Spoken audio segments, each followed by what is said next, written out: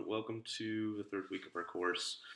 This week we're doing the domestic labor debate, which I'll start talking about in a moment. But first, I just want to remind people, please start thinking about your applied essays. They're not meant to be particularly onerous.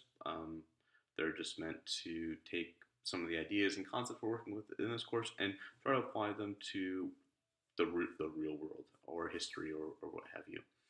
These are meant to be kind of exploratory pieces. Perhaps they'll assist you in finding a topic for larger research projects that you'll have to do if you're a sociology major at least, and probably other ones as well, or doing an honors thesis or something like this. So everyone should be doing one this week. So by Sunday, I should be getting an essay from each one of you. They're not pretty 1,000 to 1,200 words, I think. I think that's what it says in the syllabus, but about 1,000 to 1,200 words, so it's not too bad. And you have to do one, one each in the next 3 weeks. I think grades are due really quickly right after the semester ends, so please get them in. Okay, so domestic labor. What is domestic labor? As we've been talking about over the past several weeks, before the 1970s, Marxists and other theoreticians on the left were not really talking about unwaged work or unpaid work. This changes with the rise of the feminist movement in the 60s and 70s, and particularly socialist feminism, which actually feminism in many ways some of it was an outgrowth of the left itself. Perceived misogyny within the left, real or perceived and actual misogyny. I don't want to diminish the misogyny that was occurring in leftist organizations during in the 60s and before, of course. And so, in many ways, it was a challenge to the conditions that women had experienced within these movements, radicalized women, and so we get this thing called the domestic labor debate, which is a concerted effort to try to understand the relationship between the work that many women were doing as housewives and as mothers, and as performing, washing dishes and what have you, all these tasks, how these related to capitalism. This course owes a great debt to it kicked off all manner of discussion. Certainly, without this debate, we would not be having this conversation. Not only because we wouldn't be having this course, rather. So, it's an extremely important debate. In the syllabus in the readings for this week, there's not much of an actual debate occurring. That's because I try to keep the readings pretty light for this week. There's a lot of them, but they're relatively short. Lise Vogel does a decent job, I think, kind of giving a recap of some of the issues at stake, and I'll basically be doing that in this lecture. So what is this thing? What is this domestic labor business? Domestic labor, this is just Vogel's definition: unwaged work that contributes to the daily and long-term renewal of bearers of the commodity labor power and of the working class as a whole. So, labor power is the capacity to work in paid wage employment or produce value for capital. Okay.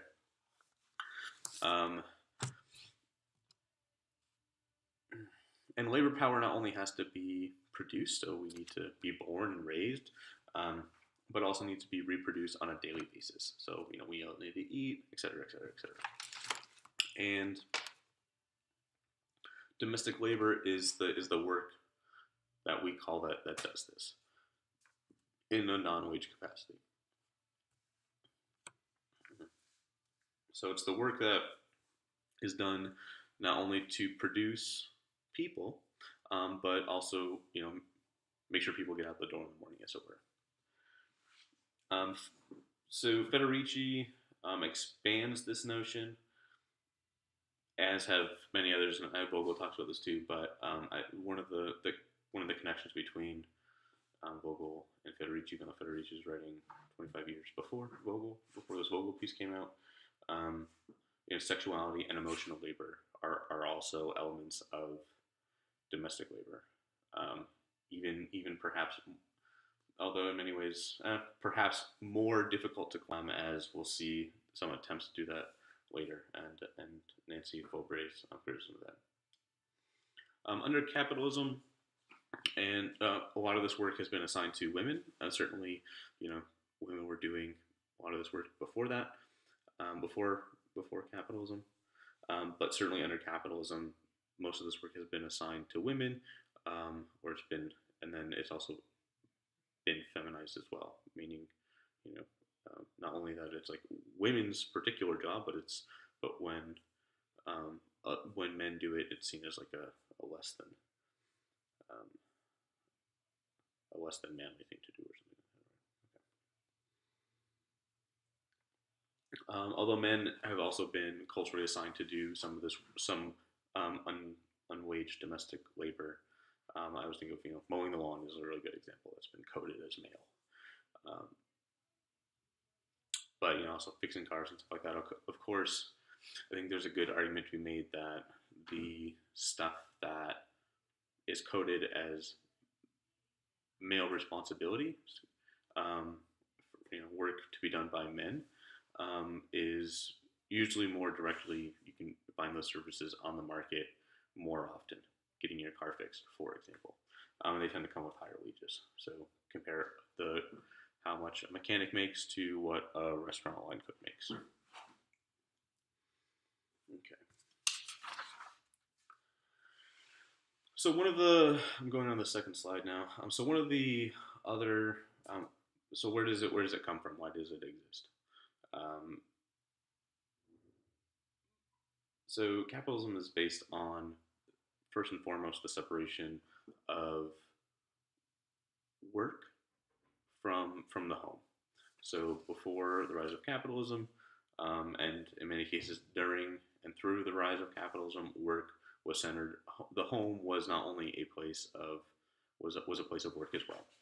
So there would be all manner of kind of productive economic activity from cooking to canning to that was integrated with the life of the farm, if there was a farm, to raising chickens.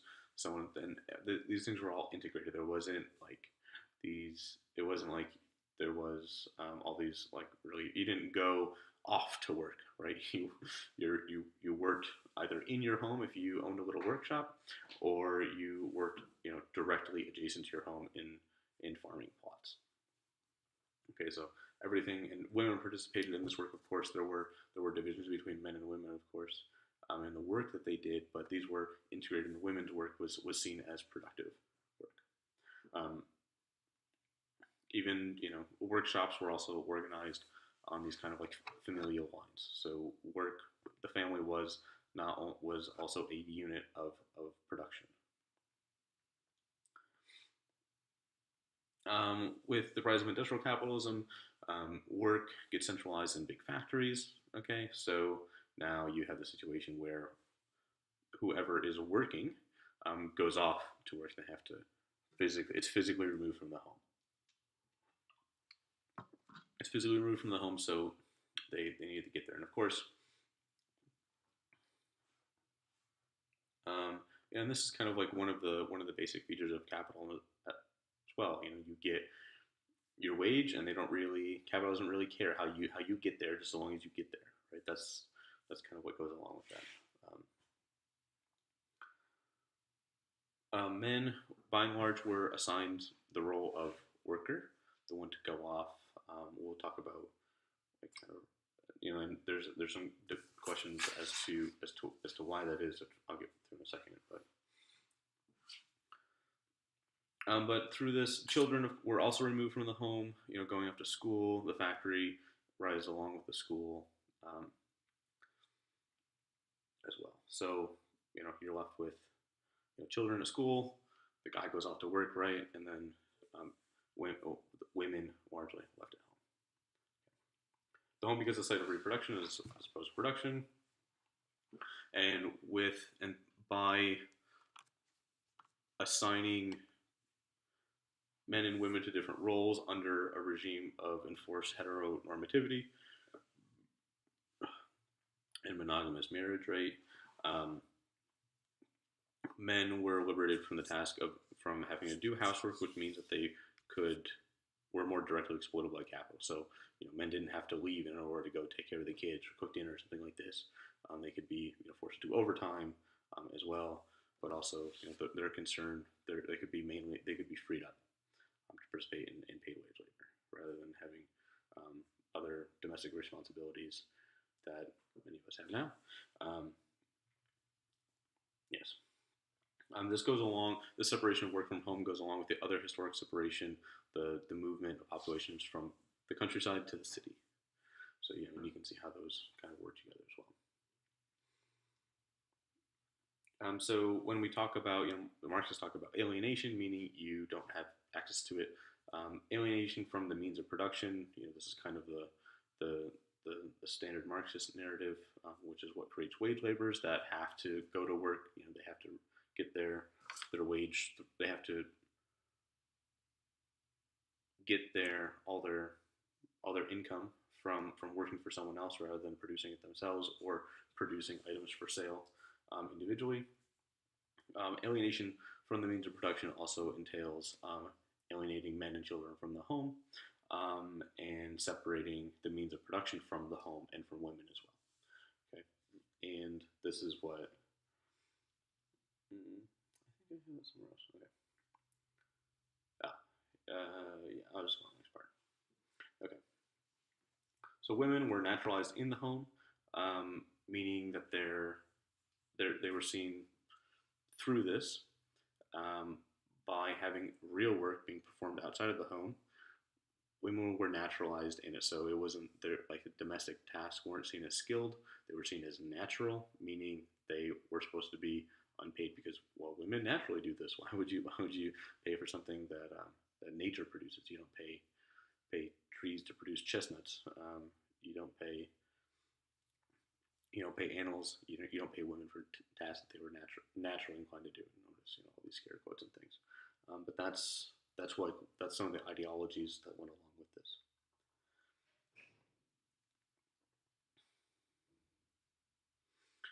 So yeah. Also, of course, women weren't seen as good workers in part because they could become pregnant, and and childcare was and has largely been assigned to women throughout history. So this was also long periods of breastfeeding and all this. This is part of certainly not the only reasons. It also has to do with kind of the separation I mentioned earlier. Capitalism doesn't care how you get to work. Part of the whole thing is that work should be, work and home are separate. You get the wage, and how you spend it and how you reproduce yourself is kind of up to you, or up to the worker. So that's another reason why this work is devalued, because it's work that capitalism doesn't want to, that isn't concerned with. Officially, right? Of course, capitalist society spends a lot of time and effort making sure that people do show up for work and don't revolt and what have you. So there is this kind of tension there. So some of what I'm doing here is like reciting kind of the narrative in the domestic labor debate, but also providing slightly other perspectives as I go.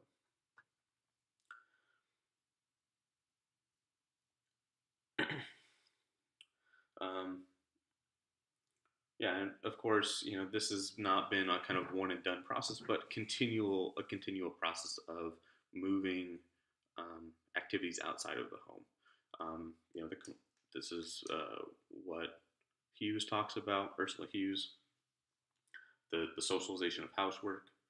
So now not only are the means of production removed, we're not producing butter in the home anymore, although it certainly was. That was a big part of farm life. But now even cooking time, or at least for me, I think those time accounts show this as well. Cooking time has gone down. We're eating more out at restaurants. Restaurants are more popular. Even entertainment and so forth. So this is a continual process, and this is what Hughes says. The whole history of industrialization is just moving activities that were once unpaid in the home outside of it through commodities. This has led to kind of further de-skilling process, a parallel de-skilling process in housework. As things have been commoditized, it's cheaper to purchase most things on the market than to produce them yourselves. I always think of canning, for example. It's a real. I can at home. I like to at least, but it doesn't make necessarily like a lot of economic sense, right? You can buy a can. They're better, of course. The things you can are more delicious, but you can purchase jalapenos, canned jalapenos, much cheaper than it takes to produce them in the home, and it also takes a lot of time, right? But things like canning, for example, that's why it's partly not done as frequently. It doesn't really save time or money.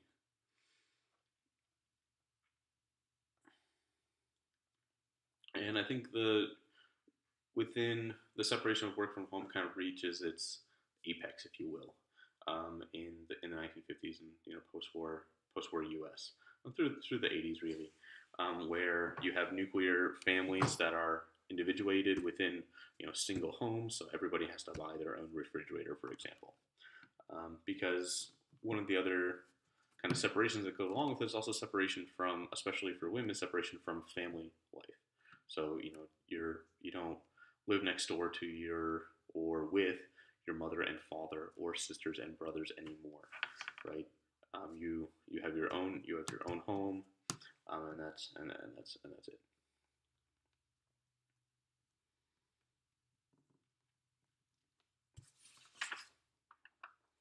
And some of the reasons that have been given for what domestic labor does and why it exists, partly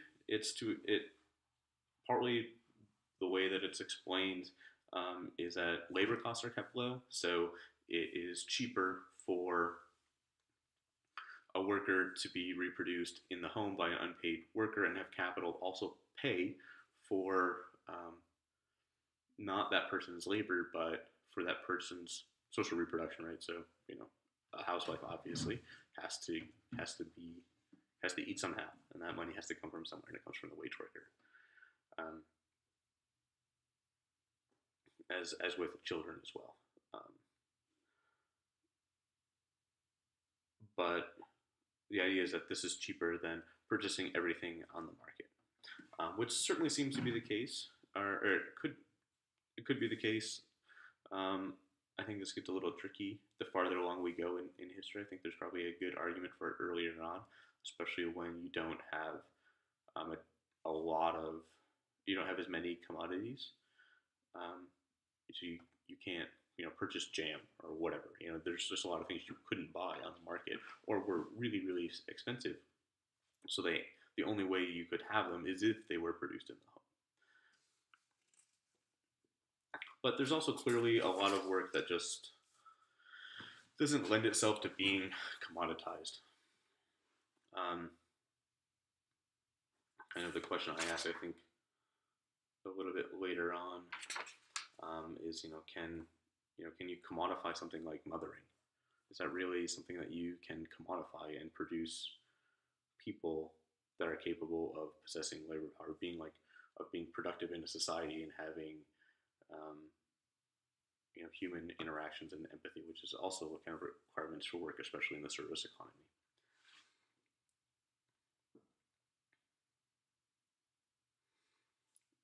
All right, I'm going to move on to discussing, I don't know what, aha, that's why I was confused, because I had that flipped on the other side. Okay, so here's some other roles that kind of are assigned to the household, at least in the domestic labor debate. And this idea is the household as shock absorber.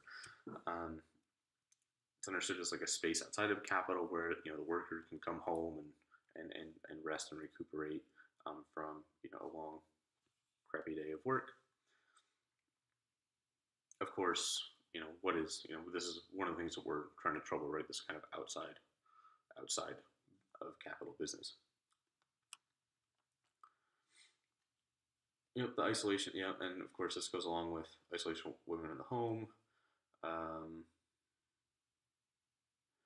but also the household can absorb all manner of workers that can't be incorporated into the labor market, either the unemployed, but also the sick, the dying, the elderly, and now of course post college age children, who have trouble finding jobs or jobs that are a reasonable pay levels that they can support and maintain themselves. So it absorbs all these people as well, but also of course disaffection, and in part this kind of absorbing disaffection thing this is something that Federici makes a lot of. So I'll let her do the talking on that one.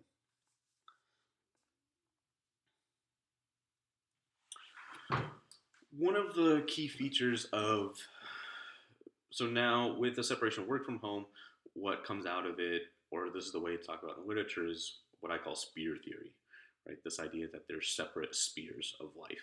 So there's work life, and there's sphere of production. The sphere of reproduction is usually how it's framed: work, family life. Okay.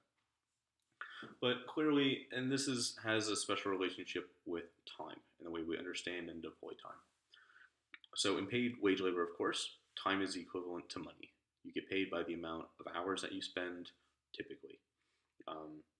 And there's always a concern, because you're working for someone else, with how much you're doing, during those hours. So there's a concern with labor productivity. You're always encouraged to do more and more and more and more, in the same or less amount of time, for the same or lesser wage.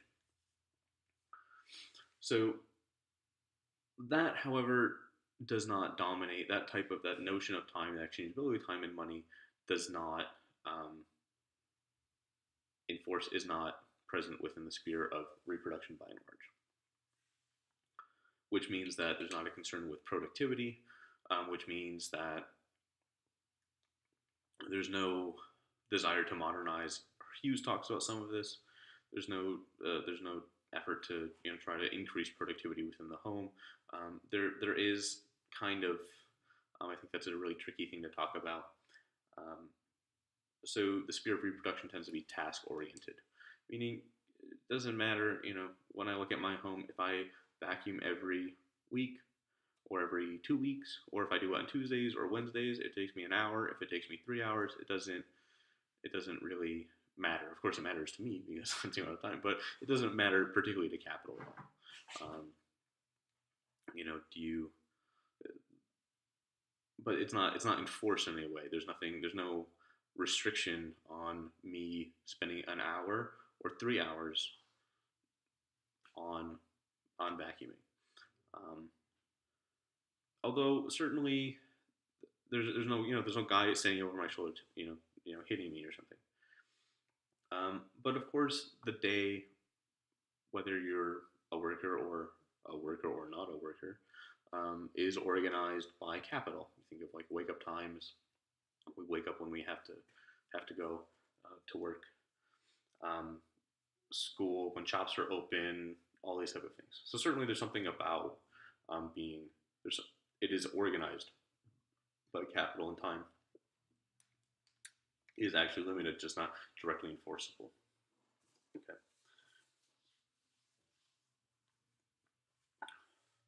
Yeah, and this is kind of what I mentioned before.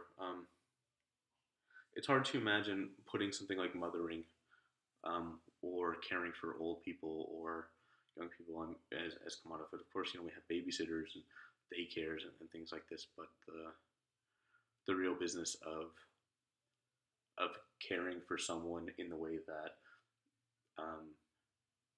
your family members do is a much different thing, and it's hard to imagine that could actually be commodified in such a way as to produce regular, what we think of as kind of regular people, rather than producing psychopaths of some sort, right? Because being this is sounds a little cheesy, but being loved is a really, really important part of producing labor. If you're unloved, you can't have they. You, you're less capable of empathy, of of maintaining normal human interactions. And all these things are normal is highly problematic. But being able to negotiate the society in which we live, I find it hard to think of those things of that experience as commodifiable, fully commodifiable by capital and in a wage labor sense. Okay. And I put in this business about the biological clock. There's a piece on the biological clock that was run in the Guardian a few weeks ago, and I just really liked it. So I included that as another kind of way of thinking about the relationship between domestic labor, reproductive work, and time. I mean, it's a good piece. So I won't talk about it, but that's kind of the way I saw that piece looping back into this.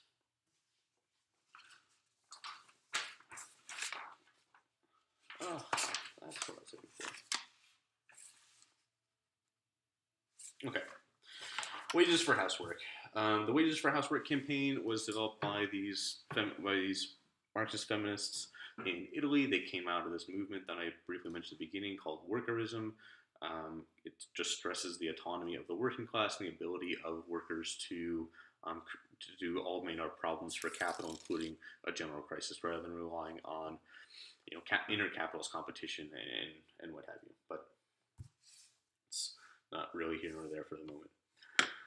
But the Wages for Housework campaign comes out of the feminist movement, but it's also a counterpoint to what we call liberal feminism. The idea that liberation is achievable through participation in the formal wage market.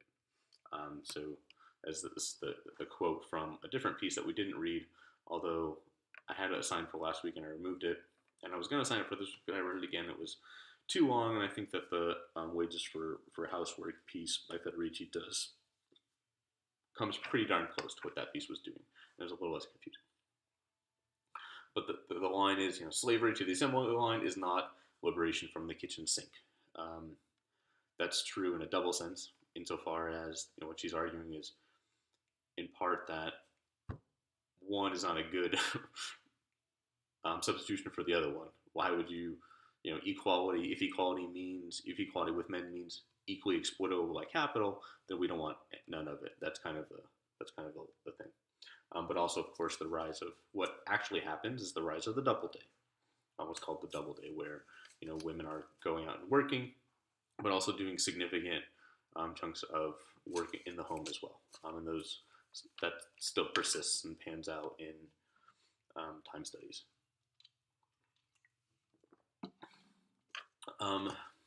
The notion behind the Wages for Housework campaign, it was not necessarily meant as an achievable goal, but was a political demand aimed at both recognizing the work that houseworkers do as real work, but also at exposing the absurdity of capital for not valuing such work. Right? It's totally absurd, in a very real and fundamental sense, that you would value and pay for producing value means producing iPads and pens and chairs and whatnot, but not producing people like that is invaluable. That's absurd.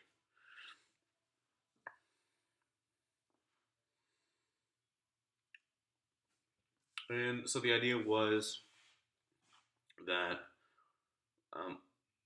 as an actual demand, the idea was if implemented, then that could then set the basis for a refusal. So this is a line that I think comes up over and over again, is the refusal of work in order to say no. Women had to be paid because of their dependency that was produced, their dependency on men and the wage. This is the patriarchy of the wage.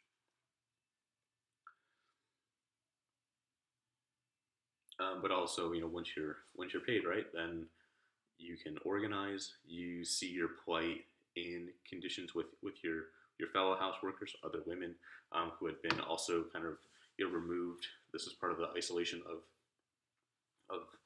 housewives in the home. And you can argue for more money. You can argue for a raise. You can organize and demand a raise, right? Okay.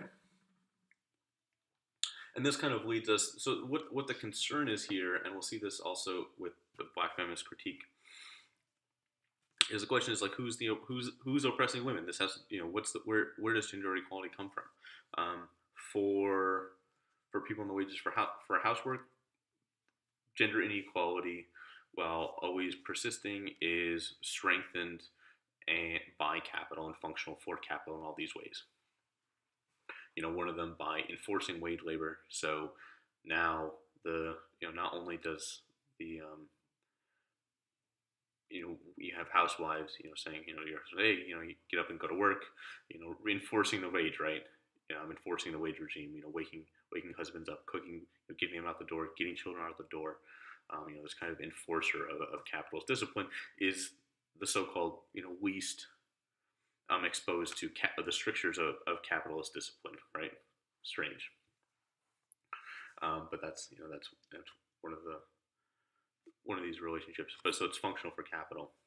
Also, women as reserve labor army, they can be mobilized into paid wage labor when it's so necessary, as in instances like World War I and World War II.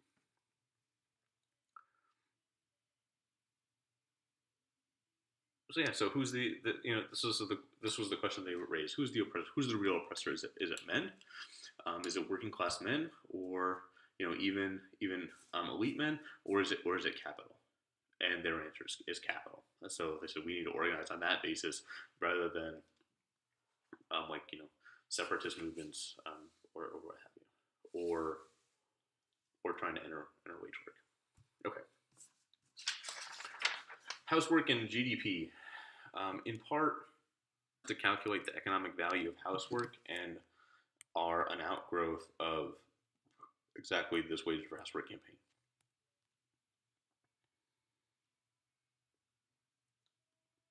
An early study that's cited by Selma James says that this is how she understands it. 2/3 of just pointing out the absurdity of capital again. Women do 2/3 of the world's work, get 5% of the income, and own 1% of assets.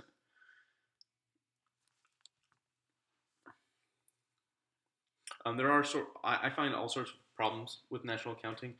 I'm not going to go into that really too much.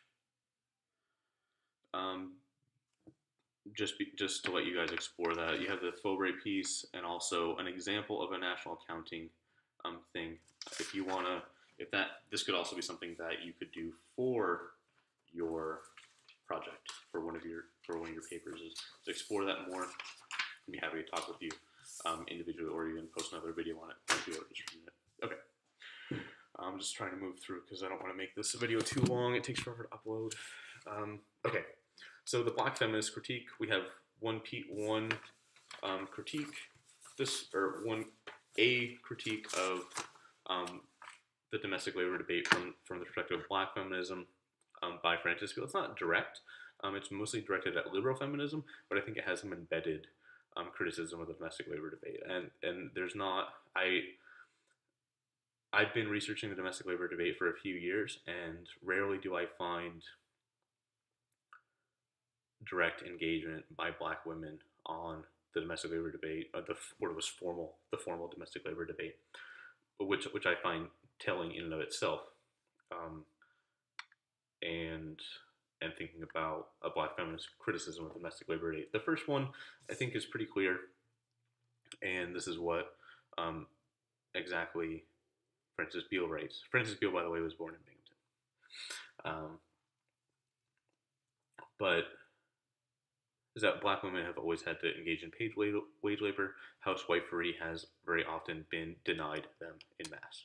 So the perspective of the domestic labor debate, which was heavily focused on housewives, it was a very, very wishy-washy separation between house workers, as this is the language of the Wages for Housework campaign, and housewives.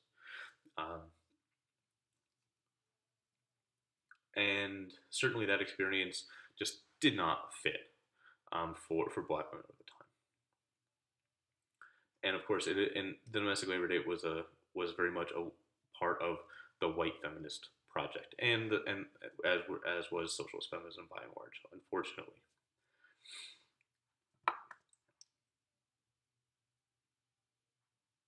Yeah, and this is and yeah, another criticism of domestic labor, or not the labor debate, but liberal feminism. Some groups come to the incorrect conclusion that their oppression is simply due to male chauvinism, rather than capitalism and racism, and capitalist, which is a whole other issue we'll talk about next week.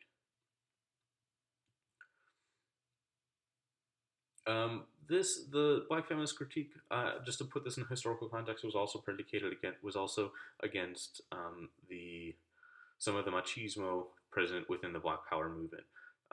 If you read Eldridge Cleaver, Stolen Ice, and some of this stuff, very very masculine, all about regaining manhood and what have you. And very often women weren't in leadership roles, and were it was encouraged to, and in some cases forced to do clerical work and historically women's work, right? Which was a common experience for black and white women in leftist groups, but that's part of the critique as well. There's also the concern that the home for black women, and this comes from some other writers that I didn't include. Why? I'm not quite sure why. There's actually a volume called Homegirls, produced in the 1980s. I think it's 1981. That discusses this and has several essays on it. But the home is a site of resistance rather than as a site of oppression for black women. Resistance and even creativity. Okay. Okay. Now there's one last piece that was assigned this week, I believe, and that was a short newspaper article from the New York Times. It just came out a few days ago, and they're proposing this idea of caregiverism. If there's a word that they throw around, it's kind of a clunky word, but as the next stage in feminism. And I think that this comes from a few different places. First and foremost, as we saw last week, it does seem to be the case that capital is much less willing to pay for the reproduction of the working class, and than they had been, like during the New Deal period in the Golden Age of Capital, for example. And of course, forcing the working class to pay for its own reproduction. So removing taxes from the top 1% and forcing it on everybody else through things like consumption taxes and what have you. So for example, most of the taxes that are paid in the county that BU is in, 70% comes from sales tax. So just from buying stuff at Wegmans or Target or whatever. But it also has to do with the aging of the baby boomer generation, and of course falling birth rates. Birth rates have significantly fallen during, especially after the recession, and for all categories of women over the last 20 years. I think Latino women still have the highest birth rates in the U.S., but those have also fallen significantly in the past 20 years. But we also have the rise of kind of flexible scheduling, where your work schedule changes from week to week, but also like me, for example, I don't go punch in every day. I don't go clock in. So the rise of that sort of work as well. She calls for more paid family leave.